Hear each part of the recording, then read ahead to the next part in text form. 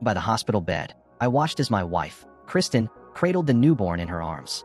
Her face glowed with exhaustion and joy, her smile wide as she gazed down at the tiny bundle wrapped in a soft pink blanket.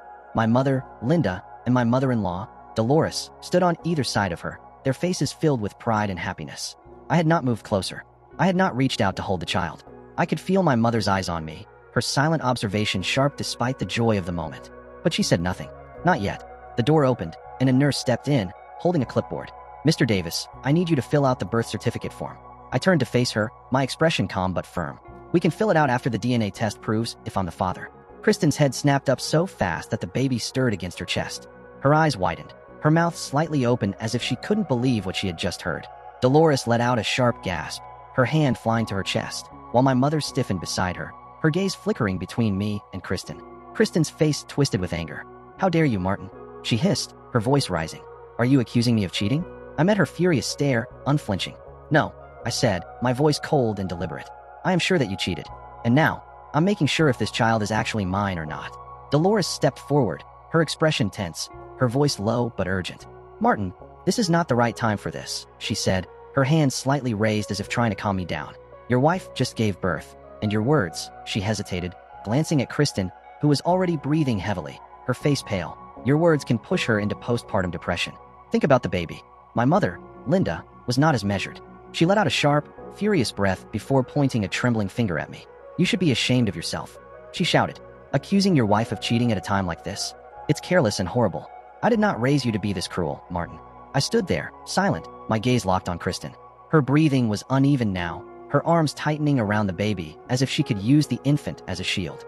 Her wide, tear-filled eyes darted between me and the two women defending her. I let their words settle in the air for a moment before slowly raising my hand, silencing them. My voice was steady, devoid of any rage or hesitation. "Kristen," I said, my eyes never leaving hers, "should I call your lover Marshall Jones?" Her entire body jerked, as if I had struck her. "What?" she gasped, horror flashing across her face. "No, I have nothing to do with him." I nodded slightly, then reached into my pocket. "Then why?" I said, pulling out a small, folded piece of paper. "Did you message him about this?" I unfolded the paper with deliberate slowness, smoothing it out before reading aloud. "My husband should never know about you and me. I don't want anything to do with you." The color drained from her face.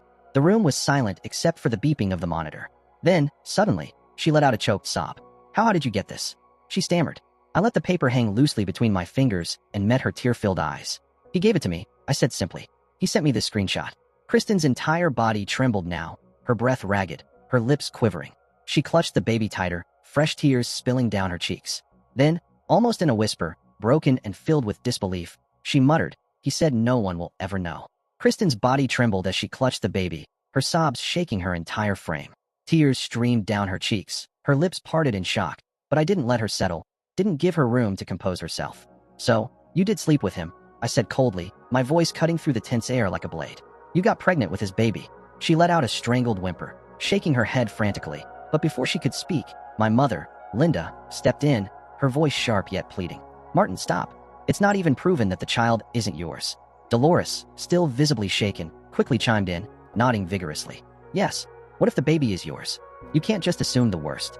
I exhaled slowly, feeling the weight of months of quiet suffering pressing down on me. My hands clenched into fists before I forced myself to relax, keeping my voice calm and measured.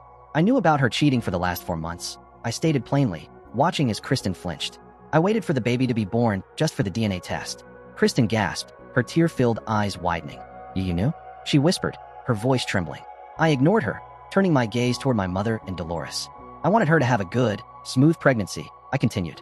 "I didn't want her to go through stress or depression. But now that the baby is here, it's time for the truth." I inhaled deeply before finishing. "If the baby is mine, I will be his father.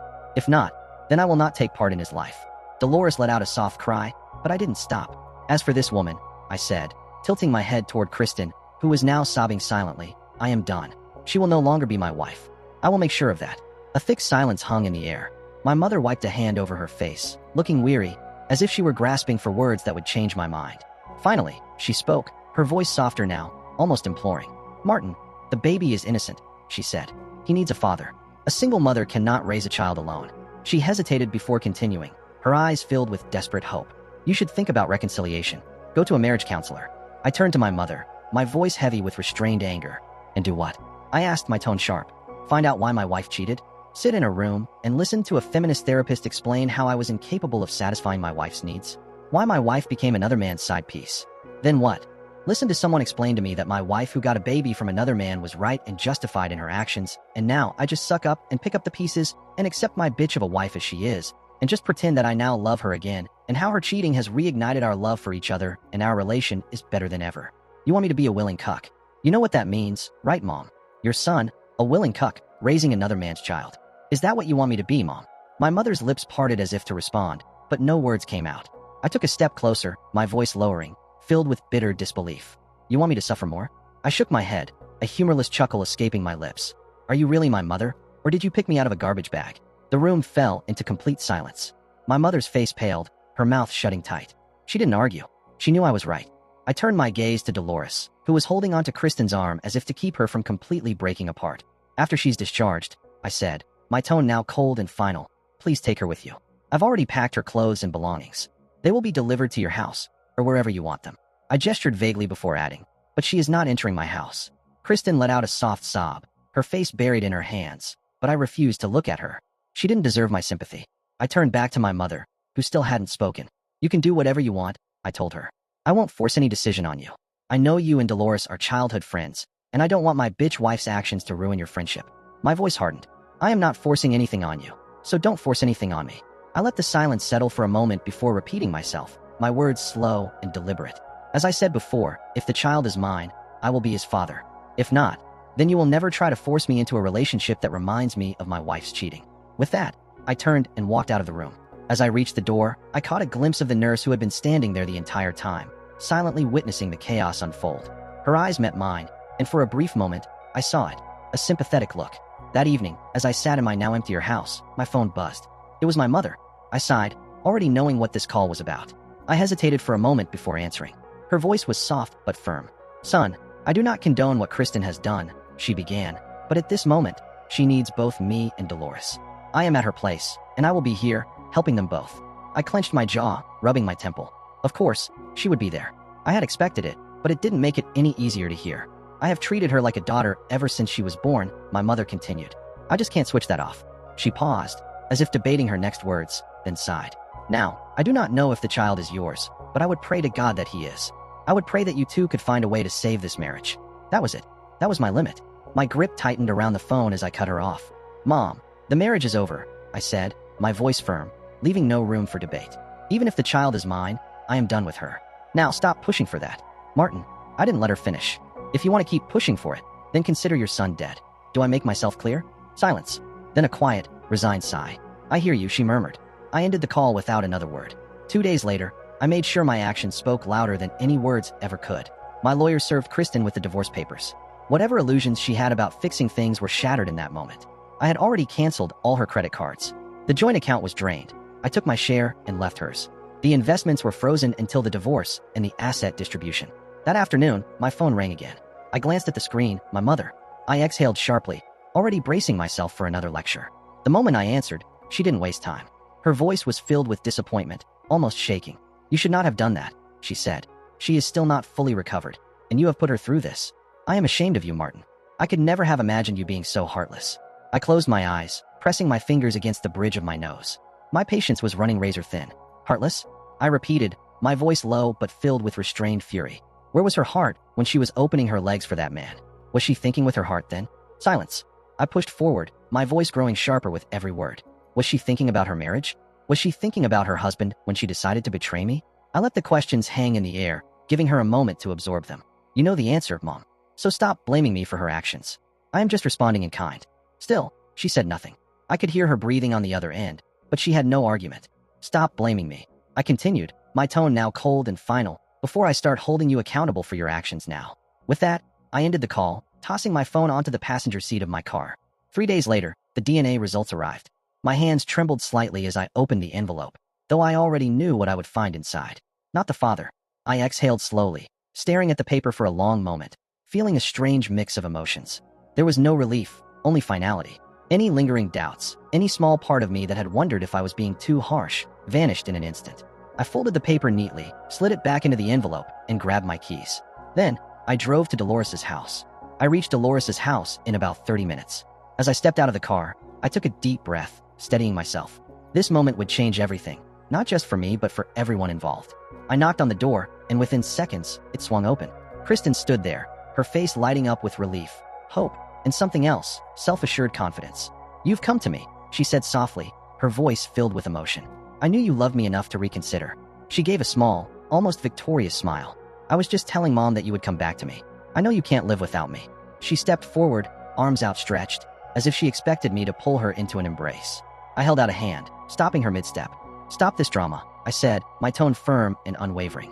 "Where's your mother? I'm here to meet her. Go call her." The hopeful glow in her eyes flickered, then dimmed entirely. Her smile faltered, and she took a hesitant step back. For the first time, she seemed unsure of herself. "Oh," she mumbled. She hesitated, then stepped aside. "Come in." I walked in, my footsteps echoing slightly in the quiet house. A moment later, Dolores appeared from the hallway. But she wasn't alone. My mother walked out beside her, cradling the baby in her arms. My mother's eyes lit up when she saw me, her face full of desperate hope. She walked toward me, gently bouncing the baby. "Look," she said, smiling. "The baby has your eyes. He looks just like you." She took another step forward. "Come on, hold him once, and I can assure you, you'll forget everything. You'll be a happy family again." I took a step back. "Mom, stop it," I said, my voice firm, my patience worn thin. "Don't push it." She froze, looking at me with confusion and sadness. "I told you to stop trying to force things," I continued, my voice now ice cold. Then, without another word, I reached into my pocket, pulled out the envelope, and handed it to Dolores. "Please read it aloud," I said, making sure my voice was steady, so everyone in the room can hear it. Dolores took the paper from my hand with trembling fingers. Her eyes scanned the words, her lips parting slightly as she read aloud, her voice hollow. "Sample A. Chances of paternity 0%. You are not his father." She exhaled sharply, as if the truth had physically struck her, then lowered herself onto a chair, pressing a hand to her forehead. Silence filled the room like a thick fog, suffocating, inescapable. My mother, still cradling the baby, reached for the paper next. She stared at it for a long moment, her lips moving soundlessly as she read the words to herself. Then, almost in slow motion, she too sank into a chair. "Oh no," she whispered, her voice breaking. I let the silence linger for a few seconds, allowing the weight of the truth to settle over them. Then, I spoke, my tone cold, devoid of any remaining patience. "I came here just to tell you both to stop pushing me for this child. Now you have proof." My gaze swept over them, my mother still holding the baby, Dolores still clutching her head in disbelief. As I said earlier, since this baby is not mine, I will not be a part of his life. I turned to my mother, leveling her with a look that carried all the exhaustion and bitterness I felt. "I hope you're satisfied now," I said, my voice edged with finality. "Even if you're not, I don't care anymore. This child is not your grandson. Your so-called beloved daughter took that away from you." I gestured toward Kristen, who stood frozen, tears streaking her face. "Never, ever, try to push me to be a father to this child." I turned, my feet already moving toward the door. I was done here. But just as my hand reached for the doorknob, my mother's voice cut through the silence. "Martin, stop." I halted but didn't turn around. I heard her rise from the chair, her footsteps slow but deliberate. Then, her voice, quieter now, filled the space between us. "Drop me home." I turned just in time to see her handing the baby back to Kristen, whose face crumpled as she clutched the child to her chest. My mother then turned to Dolores, the weight of her decision clear in her posture. "I'm sorry," she said, her voice filled with regret. "I was hoping against all hope that this child was my grandson, but she shattered all my hopes."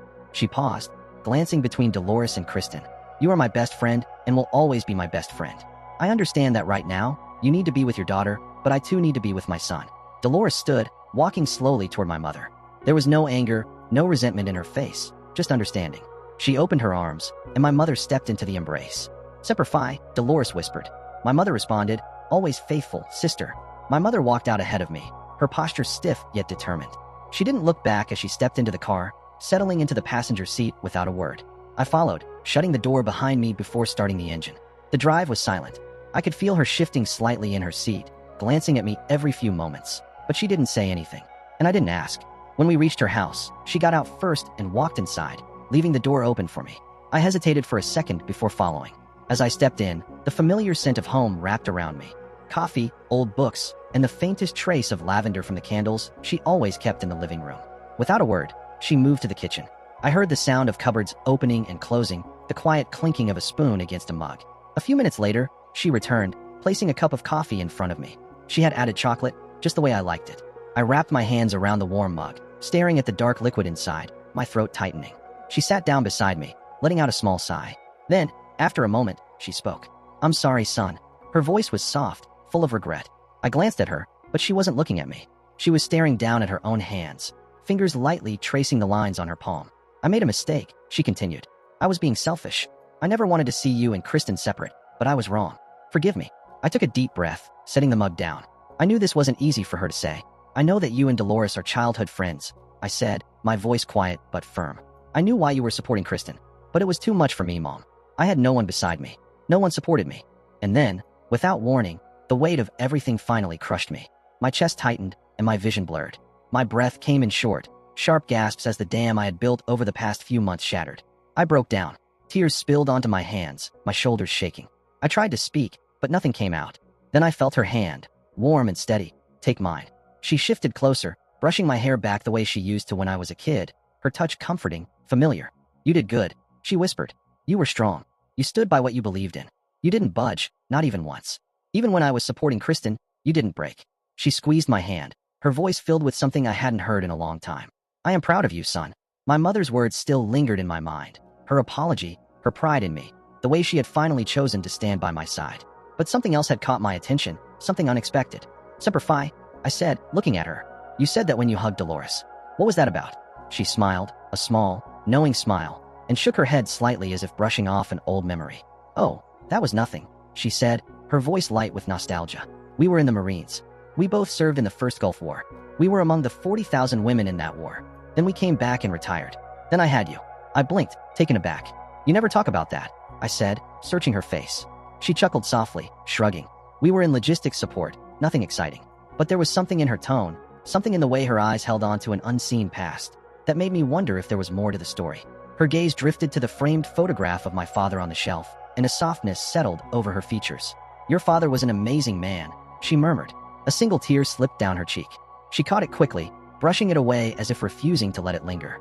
Then, as if snapping herself out of it, she straightened up, squared her shoulders, and stood. "Let me make you some food," she said, her voice returning to its usual warmth. I nodded, appreciating the gesture. She busied herself in the kitchen, and for the first time in a long while, there was no tension between us.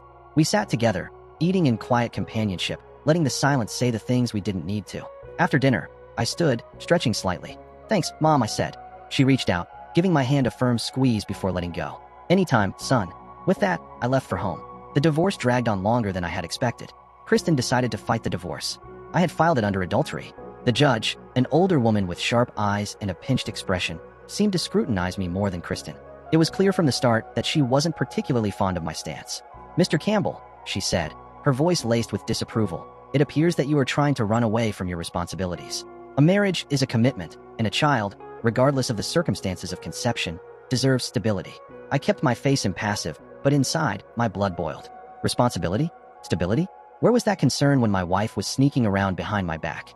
Luckily, my lawyer, Ron Jeremy, was more than prepared. He leaned forward, his voice calm but firm. "Your Honor," Ron said, flipping through the file in front of him, "with all due respect, my client is not abandoning his responsibilities. He is merely refusing to take on responsibilities that do not belong to him. This child is not his. We have the DNA test to prove it. And as for the marriage, my client was not the one who broke the vows. Mrs. Campbell was involved in an affair with a coworker, Marshall Jones, and we have sufficient evidence to establish that this was not an isolated mistake, but a sustained betrayal." Kristen shifted in her seat, but kept her expression carefully composed. When it was her turn to testify, she put on the performance of a lifetime. "I didn't mean for this to happen," she said, her voice trembling just enough to sound convincing. "I was lonely. Martin was always away for work, gone for weeks at a time. I felt like a single woman, like I didn't have a husband at all. Marshall was there. He listened to me. He understood what I was going through. I know I made a mistake, but I wasn't trying to hurt Martin." I clenched my jaw, resisting the urge to scoff. The way she spun it, she was the victim in all of this. "Did you continue seeing Mr. Jones after you discovered you were pregnant?" Ron asked, his tone neutral. Kristen shook her head quickly. "No. Once I knew I was pregnant, I cut off all communication with him. I wanted to make my marriage work." I glanced at Ron, who remained unfazed. We had the evidence, messages, emails, phone records. We knew she was lying. "So, you had no further contact with him?" Ron pressed. "No," Kristen repeated, her voice firm. Ron sighed, then pulled out a stack of printed documents and held them up. "Your Honor, Exhibit C, messages exchanged between Mrs. Campbell and Mr. Jones over the course of her pregnancy. As you can see, not only did she remain in contact with him, But she also confided in him about her feelings, her plans, and even expressed doubts about telling my client the truth. Kristen's face paled slightly. That doesn't mean I slept with him again, she blurted out. Perhaps not, Ron conceded. But it does prove that you maintained an emotional relationship with him despite being married. You claim to have cut ties, but the evidence shows otherwise. Kristen's lips pressed together, and she glanced at the judge, who studied the documents with a thoughtful frown. But then, Kristen shifted her approach. I was alone, she said, her voice softening again. I felt neglected. I didn't go looking for this, Your Honor. Marshall pursued me. He seduced me. I gave in because I was weak, because I was hurting. What was I supposed to do when my own husband wasn't there for me? The judge's expression changed slightly. She nodded her head, as if absorbing Kristen's words, as if trying to agree with her. Ron turned to Kristen. There was an edge to his voice that made it clear he was about to dismantle her argument piece by piece. Mrs. Campbell, he began, his tone smooth yet firm, I heard what you said. Your husband was away, and you were needy. He dragged out the last word just slightly, letting the implication sink in. Kristen shifted in her seat uncomfortably. Let's clarify something, he continued. You claim that Martin was neglecting you. Is that correct? Kristen hesitated, her lips pressing together before she responded. Yes, she admitted. Ron nodded as if he expected that answer. Did you ever tell your husband that his job was putting a strain on your marriage? Did you ever sit him down and say, Martin, this isn't working, I need more from you? She didn't say anything. I could see the gears turning in her head, searching for an answer that wouldn't incriminate her further. But there was nothing she could say that wouldn't unravel the web of excuses she had built. Mrs. Campbell, Ron continued, not letting up, you've painted a picture here. Your husband was away, and you were left alone. Meanwhile, Mr. Jones was there, listening to you, comforting you, complimenting you, being so incredibly caring. His words dripped with sarcasm. But tell me something. Was your husband not caring? Kristen remained silent. Has your husband never complimented you? Ron pressed. Still nothing. He turned to the judge and lifted a few printed pages. Your Honor, I'd like to direct your attention to Mr. Campbell's social media accounts. Here, we see multiple instances where he took his wife out for dinners, shared heartfelt posts about her, and even surprised her with gifts. These don't look like the actions of a neglectful husband to me. He glanced back at Kristen. So let me ask you a very straightforward question, Mrs. Campbell. Your infidelity, was it your husband's fault? Yes or no? Kristen clenched her jaw. She looked at the judge, then at Ron, then at me. Finally, in a small voice, she muttered, no. Ron let the word hang in the air for a moment before he took a step forward, his voice turning sharper. You know, Mrs. Campbell, he said, I've been listening to you for the past 2 hours. Not once have you taken accountability for your actions. Not once have you admitted fault. Not once you said that you were sorry. Instead, you've blamed your husband for everything that went wrong in your life. But here's what I don't understand. If Martin is such a failure in your eyes, if he was so terrible as a husband, why are you pushing for reconciliation? Why are you trying to force a man you deceived to be a father to a child that he had no part in creating, a child that you had with Mr. Jones? Ron adjusted his tie and stepped forward, addressing the judge with the confidence of a man who knew he was about to make an irrefutable point. Your Honor, let's take a good look at Mr. Campbell here, he began, motioning toward me.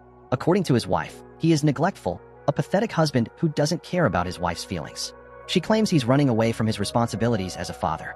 In short, she wants us to believe he's a loser. I exhaled slowly, feeling the weight of the words. Kristen sat rigidly, arms crossed, her eyes flickering between the judge and Ron. Now, Your Honor, Ron continued, should a woman continue to live with such a man? Should she stay married to someone she considers such a failure? Or should she instead be with Mr. Jones, the man she claims is caring, considerate, and, according to her, the actual father of this child? Kristen's jaw tightened, her fingers gripping the edge of the table. The courtroom was silent except for the faint scratching of a stenographer's pen. I'd like to remind the court that we have not yet established, through a DNA test, that Mr. Jones is in fact the father of this child. We are simply going off of Mrs. Campbell's word. Ron let that statement settle, allowing the implications to sink in. And given that Mrs. Campbell once told my client that this child was his, something that was proven to be a lie, I think we can all agree that her word alone isn't exactly reliable. Kristen flinched, her head snapping toward Ron. No, she blurted out, her voice a bit shaky. Marshall is the father. Ron turned toward her, raising an eyebrow. Mrs. Campbell, you claim the same thing about my client, and we all know how that turned out. He shrugged. Forgive me if I say we'll need more than just your assurance this time. Kristen looked down at her hands, her face pale. But let's not even get into that right now. Ron continued smoothly. Let's come back to the original question. If my client is as bad as Mrs. Campbell claims, if he is truly neglectful, heartless, and a terrible influence, why should he be involved in this child's life at all? Why is she pushing for him to take on the role of a father to a child he did not father? The judge's expression shifted, but I could see the gears turning in her mind. Ron took a step closer to the bench, his voice steady and composed. Your Honor, we have already established that Mrs. Campbell cheated on her husband, had a child with another man, and has spent this entire case painting my client as an unworthy husband and father. If that's true, then why does she want to reconcile? Why does she want a loser like him to take responsibility for a child that isn't his? The courtroom was silent, all eyes on Kristen as we waited for her answer. Kristen's sudden outburst shocked the entire courtroom. She shot up from her seat, her voice raw with desperation. "He is the best husband ever," she screamed, tears streaking down her face. "I love him, and I want him in my life. My child cannot have a better father than that man." The room was silent for a moment. The same woman who had betrayed me, lied to me, and humiliated me was now declaring her undying love in front of everyone. It was almost laughable. Almost. Ron, ever the professional, didn't miss a beat. He leaned forward, his voice calm but cutting. "Then why?" he demanded. "Why, Mrs. Campbell? Why did you cheat on him? Why did you break his heart?" Kristen's face twisted in anguish, her whole body trembling. She tried to form words, but they came out choked and broken. Finally, through her sobs, she blurted out, "I was just horny. I wanted to have sex, that's it." A murmur rippled through the courtroom. Even the judge's expression flickered with something. Disgust, disappointment, maybe both. Kristen collapsed into her chair, her face buried in her hands, her shoulders shaking violently. The judge sighed and rubbed her temple before speaking. "Mrs. Campbell, that will be enough. Step down." Kristen didn't move at first, as if she hadn't heard. Then, slowly, she got up and stumbled back to her seat, her body racked with quiet sobs. "Court is adjourned. We will reconvene in 2 weeks," the judge announced, striking the gavel against the wooden block. 2 weeks later, I was back in the same courtroom, the same heavy wooden bench beneath me, the same dull murmur of voices filling the air. This time, though, there was no dramatic outburst, no pleading or tears, just a cold finality that settled in my chest like a stone. The judge glanced at both attorneys before turning to me. Her gaze was steady, her voice firm. "Mr. Martin Campbell, do you want to reconcile with your wife?" I took a deep breath, letting the question settle. I glanced at Kristen, who sat motionless beside her lawyer, her eyes red-rimmed but dry. A part of me wished I could feel something, anger, regret, even pity. But there was nothing left. "No, Your Honor." My voice was steady, unwavering. The judge nodded once, then lifted her gavel. "Then this court orders that the marriage is dissolved. The community assets shall be split 50-50 and distributed between the parties accordingly." The sharp crack of the gavel echoed through the courtroom. Just like that, it was over. For me. But I was wrong. It was over for me. Not for Kristen. Moving out of the house was easier than I thought it would be. I had no attachment left to that place. It had become nothing more than walls that held memories I no longer wanted. I sold it without hesitation and moved into a smaller apartment near my office. It wasn't much, but it was enough. A fresh start, or at least the closest thing to it. My mother called me a few weeks after I settled in. She sounded hesitant, almost careful with her words. "Martin, I just wanted to let you know. I'll be helping Dolores with the baby. Kristen, she's not doing well. She's been diagnosed with depression and is undergoing therapy." I leaned back against my couch, rubbing a hand over my face. A part of me felt something, sympathy, maybe, but not enough to make me forget everything she had done. I wasn't heartless, but I wasn't about to drown in guilt for her either. "All right," I said simply. "You're not upset?" she asked cautiously. I shook my head, even though she couldn't see me. "No, Mom. It's fine. The baby's innocent in all this. If Dolores needs help, and you want to help her, I won't stand in the way." There was a pause before she spoke again. "Have you thought about Marshall? About what he did?" I exhaled slowly, already knowing where she was going with this. "Mom, let's get one thing straight. It wasn't Marshall who ruined my marriage. It was Kristen. She's the one who decided to cheat. She wasn't forced into it. She made that choice on her own." "I know," she admitted, "but doesn't it make you angry? That man had a part in it too." "Of course it does," I said, my voice calm but firm. I won't lie and say I didn't have violent thoughts about him at first, but I wasn't about to throw my life away over it. I wasn't going to get my hands dirty for a man who wasn't worth it. "So you just let it go?" A small smirk tugged at my lips. "Not exactly. I sent the details of my divorce to his company. They didn't take too kindly to employing a man who was sleeping with a married coworker. He got fired." My mother was silent for a moment before letting out a small chuckle. "All right. I suppose that's better than breaking his nose." "Much cleaner too," I said with a shrug. That was the last we spoke of Marshall Jones. 3 years passed. Life moved forward, as it always does. I kept myself busy with work, slowly rebuilding my confidence, my routine, my sense of self. I dated occasionally, but nothing serious. The idea of commitment, of putting my trust in someone again, felt like an impossible task. Every time I started to get close to someone, I would pull back, retreating before things got complicated. I wasn't bitter. I wasn't broken. But I wasn't ready either. It was a quiet evening. I had just finished dinner and was considering whether to pour myself a drink when my phone rang. I glanced at the screen. Dolores. That was unexpected. I hesitated for a second before answering. "Hello?" She didn't waste any time. "Martin, meet me at my house. We need to talk." Her tone was firm, leaving little room for argument. I sighed, already feeling the weight of whatever conversation was waiting for me. "Dolores, I don't think." "No, it's not about Kristen. She interrupted, as if she had anticipated my reluctance. This is something else. That didn't make me feel any better. I wasn't in the mood for surprises, especially not from anyone connected to my past. Dolores, I really don't see. Before I could finish, I heard another voice in the background. Martin, come and meet us, my mother said, taking the phone from Dolores. Her voice was gentle, but there was an underlying firmness to it. I'm here too. I exhaled sharply, running a hand through my hair. If it were just Dolores, I would have ignored the request, but my mother's presence changed things. All right, I muttered. I'll be there soon. I hung up, grabbed my keys, and headed out, feeling an uneasy sense of anticipation settle in my chest. The drive to Dolores's house was uneventful, but my mind kept circling around why she had called me there so suddenly. And why had my mother sounded so serious? I pulled up to the house, stepped out of the car, and knocked on the door. My mother answered first, giving me a long look before stepping aside. Inside, I spotted Dolores standing near the couch. She gave me a small nod, but before I could say anything, a small boy came running toward me, stopping just short of my legs. Who are you? He asked, tilting his head in curiosity. I smiled, crouching slightly to meet his eye level. You see that woman there? I pointed toward my mother. I'm her son. The boy nodded, his little face scrunching up as he processed that information. Oh, he said, as if it all made sense now. You are her son. Good to meet you. Then, just as quickly as he had appeared, he turned and ran off again. I stood up and walked toward Dolores. She didn't waste a second before pulling me into a brief hug. Thanks for coming, she said, her voice steady but carrying a weight I couldn't quite place. I barely had time to respond before my mother handed me a glass. I looked down at the amber liquid, then back at her with a raised eyebrow. This. She met my gaze evenly.